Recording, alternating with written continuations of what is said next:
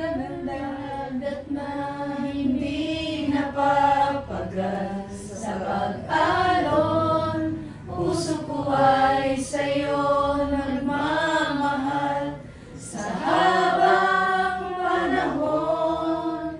Natatanging kayamanan ko'y ikaw ay sambahin.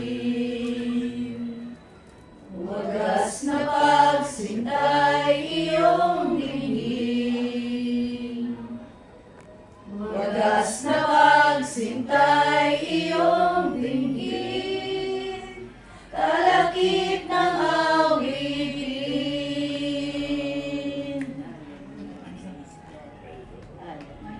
Ano pa yung sinasabi mo ka? Ano po, yung ang tanging alay ko.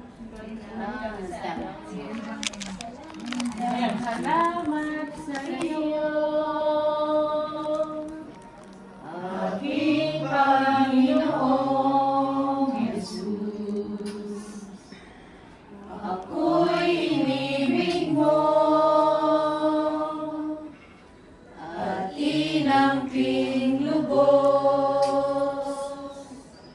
Ang tanging alay ko sa'yo, aming Ama, ay buong buhay ko, puso at kaluluwa, ay hindi makayanan, makapagkaloob. Mamahaling hiyas, igintong niluko, ang aming dalangin. O Diyos ay tanggapin ang tanging alay ko, nawa ay gamitin. Ito lamang, Ama, wala nang iba pa akong hinihiling. Ikaw lamang, Ama, wala nang iba pa kaming hinihiling.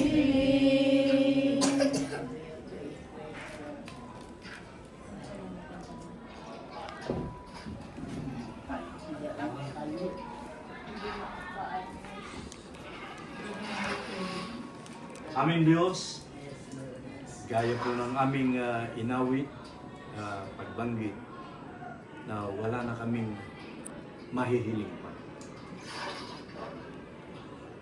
Ngunit ngayon, nagpapatuloy pa rin yung aming kahilingan, Panginoon. At ito ay para kay Nanay Neni. Salamat po sa buhay niya, Panginoon, na inyong kinilala siya, inyong binigyan siya ng pagkakataong ikaw ay maging Panginoon at ikapagligtas ng buhay niya, ng mga sandaling maalaman niya ang kwento ng buhay, ang Ebanghelyo patungkol kay Jesucristo. At siya nga po ay ginawa niyo bilang inyong anak ng kanyang tanggapin si Kristo as Lord and Savior ng buhay. Sa mga panahon yun, Panginoon, napakainit ng inyong anak nito na laging ang pagbanggit sa sino mong nakakausap ay mahal siya ng Diyos. Nagpatuloy po ang kalakaran yun hanggang sa ang kanyang mga mahal sa buhay na pahinuhod at na-encourage din na sila man ay maging bahagi ng iyong kawan. Yes, Lord, maraming salamat sa mga alaala ng buhay ni Kaninita o si Nanay Ninita. Mula nung siya ay baguhin mo, Panginoon, ay tunay po na naging malaki ang impact sa kanyang mga mahal sa buhay, lalong-lalo na sa kanyang mga anak, sa kanyang mga apo. Lord, this very hour, we thank you na ang aming kapatid na ito'y patuloy na nabubuhay. Kung ilang taon na ay hindi ko po nalalaman, kayo po lamang ang siya nakababatid ng kanyang edad, maging ang kanyang mga anak. Salamat sa napakahabang panahon na siya'y pinagpala mo physically and spiritually as well. Lalo na ngayon, ang kanyang mga nasasakupan ay napakarami na. Sapagkat namin nakikita, namamalas na itong reunion nilang ito, itong pagsasama-sama nilang ito, majority yung narito ay bahagi ng kanyang buhay.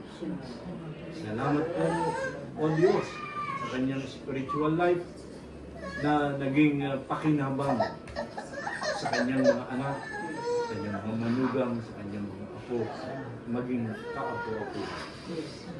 Salamat po sa buhay niya, naging kalakasan ng mga kapatiran ng Amazing Grace United Methodist Church. Ang inyong pag-ibig o Diyos, tunay pong napakalawak. Hindi namin ito maarok na inyong ibinibigay ito, inilalaan para sa mga buhay ng inyong mga anak na laging nagtatapat sa inyo. By this time, Panginoon, ang aming mga kamay ay nakatuon patungo kay Nanay Ninita for a blessing.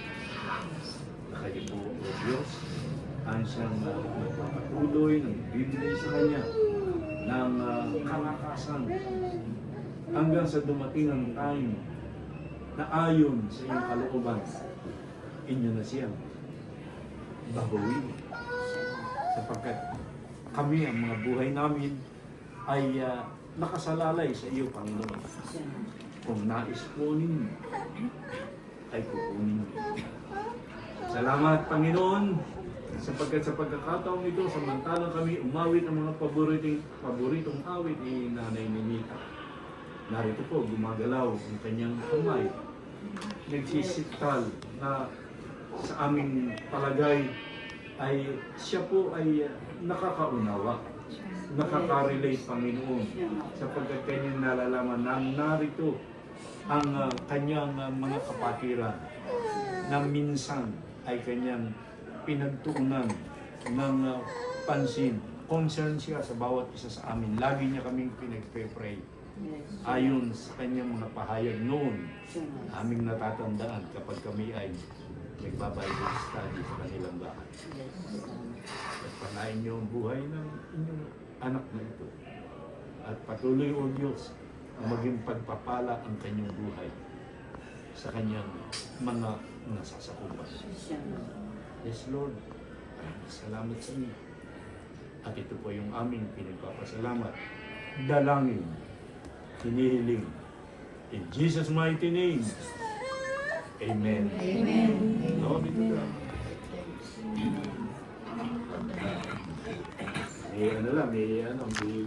May mana lahat na hindi may labas.